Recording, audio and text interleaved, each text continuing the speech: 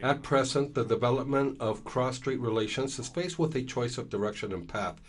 We sit together today so the historical tragedy will not be repeated. The achievements of the peaceful development of cross-strait relations will not be lost. Compatriots on both sides can continue to live a peaceful life, and the coming generations can share a bright future. This place, the Colombia's Palace of Justice, was the scene of one of the most traumatic events in this country's history. Now, after 30 years, and for the first time since this building was sieged and set on fire, a Colombian president has publicly apologized and acknowledged the state responsibility in the events. Today, I acknowledge the responsibility of the Colombian state and apologize for those who were forcibly disappeared. The unprecedented statement came in compliance with an order from the Inter-American Court of Human Rights, which in 2014 convicted the Colombian state for the illegal detentions, torture and execution of civilians that took place after the military violently retook the Palace of Justice from the M19 guerrillas' occupation. The fact that my father was found is exclusively due to the efforts of my family and friends to find him. My father was meant to be disappeared, and then we would be part of those relatives that still don't have a body to mourn. Particularly for the relatives of the 11 people who were forcibly disappeared, today's statement came as a somehow abstract apology that still lacks of what they have been seeking for, the truth. They should have enough pants to say if my sister died while being tortured or if she was executed, and where they have left the body. We cannot forgive or accept an apology when they haven't told us for what exactly they are apologizing. Now, the victims have made it clear that the responsibility should not just be acknowledged by the state as a whole, but by all of those who specifically played a role. The president back then, Belisario Betancourt, never assumed his responsibility. His ministerial cabinet that covered up the events, and the military leadership that openly tortured and disappeared our relatives.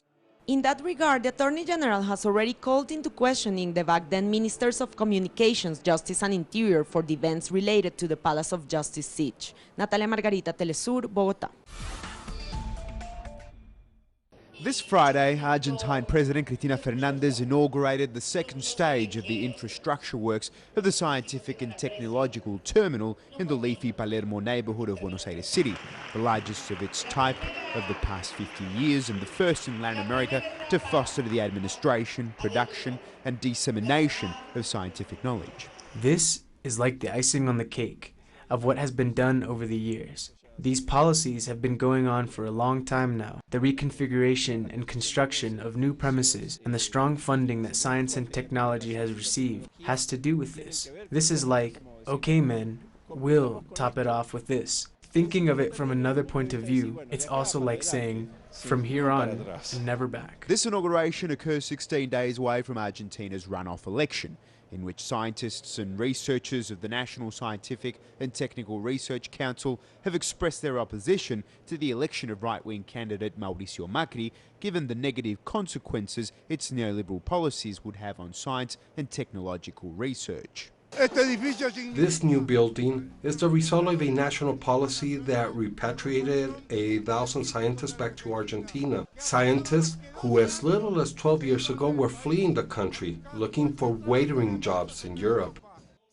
It had zero importance, zero interest. I think it is important, especially for Latin America, to focus on technology in order to be competitive and not just rely on the cattle in the countryside. We can do much more, and it's great that we're doing it. Although the Cambiemos coalition promises to increase public investment in science and technological research to 1.5% of Argentine GDP, its candidate, Mauricio Macri, as mayor of Buenos Aires City, has only invested a tiny fraction of the 1% of the city's GDP required by law. What the PRO party administration has done these years in Buenos Aires City for science and technology is nothing. This is something concrete, factual. These are not mere words. It's very simple to understand. Then why should I now believe and accept that suddenly, from one day to the other, they are now so interested in science and technology? I really do not understand them, and it worries me. It is very disturbing and very distressing for most scientists and people working in the field of science and technology. The inauguration of the Scientific and Technological Terminal is the product of 12 years of structural reforms of the Front for Victory government. Argentina's science and technology community says that Macri's track record in the field draws a bleak prognosis if he manages to make it to the Pink House. People in their thousands have turned out to the inauguration of the region's largest science and technology research centre. And as you can see here all around me, showing the Front for Victory government their support and their affection and hoping that they win another term come November 22nd. From Buenos Aires, Leone Telesur. Sierra Leone, one of the countries most affected by the Ebola epidemic, was declared free of the virus following 42 days with no new cases. According to the World Health Organization data, the deadly disease has killed more than 11,300 people in Sierra Leone, Liberia and Guinea since the epidemic was announced in March 2014. Almost 4,000 of the deaths were in Sierra Leone. Liberia was declared Ebola-free in September, while a handful of cases remain in Guinea.